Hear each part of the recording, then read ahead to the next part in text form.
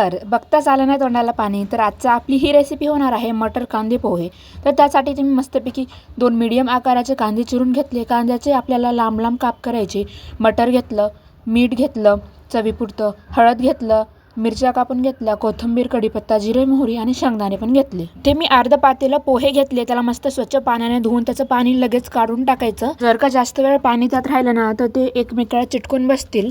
आता या पॅनमध्ये 2 माप तेल टाकलं. त्यात जिरं, मोहरी आणि कढीपत्ता तडतडू दिल्यानंतर आपल्या इथं कांदे आणि मिरच्या टाकून टाकायच्या. जेव्हा पण आपण पोहे किंवा कोणत्याही भाजीला फोडणी टाकतो ना, कांदे आणि मिरच्या एकचदा टाकायच्या, जेणेकरून मस्त परतायला जातील. आणि यानंतर मग मी शेंगदाणे टाकले. हवं तर तुम्ही शेंगदाणे अगोदर पण टाकू शकता, ज्यांना खूपच जास्त खरपूस शेंगदाणे खायला आवडतात त्यांच्यासाठी. आता मस्तपैकी इथं परतून घेतलं मी आणि आपले मस्त कांदे इथं सॉफ्ट झालेले आहेत. यानंतर मग मी यात मटर ॲड केलं. त्याला पण मस्तपैकी मिश्रण एकदाचं पूर्ण परतून घ्यायचं. यानंतर आपल्याला इथं हळद टाकून घ्यायची आहे.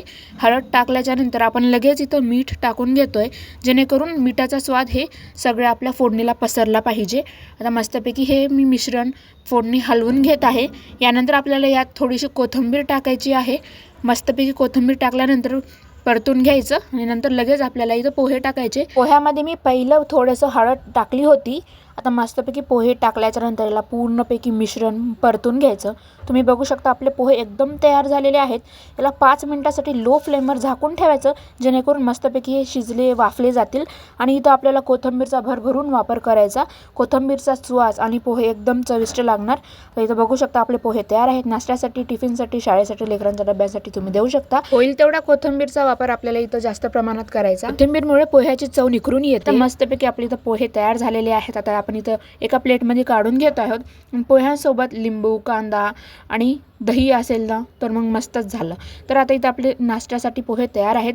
जर व्हिडिओ आवडला असेल तर लाईक करा, शेअर करा, चॅनलला सबस्क्राईब करा आणि कमेंट करून नक्की सांगा की पोहे कसे झालेले आहेत. आणि यावर मी थोडीशी कोथिंबीर पण टाकून घेतली. व्हिडिओ बघण्यासाठी थँक्यू.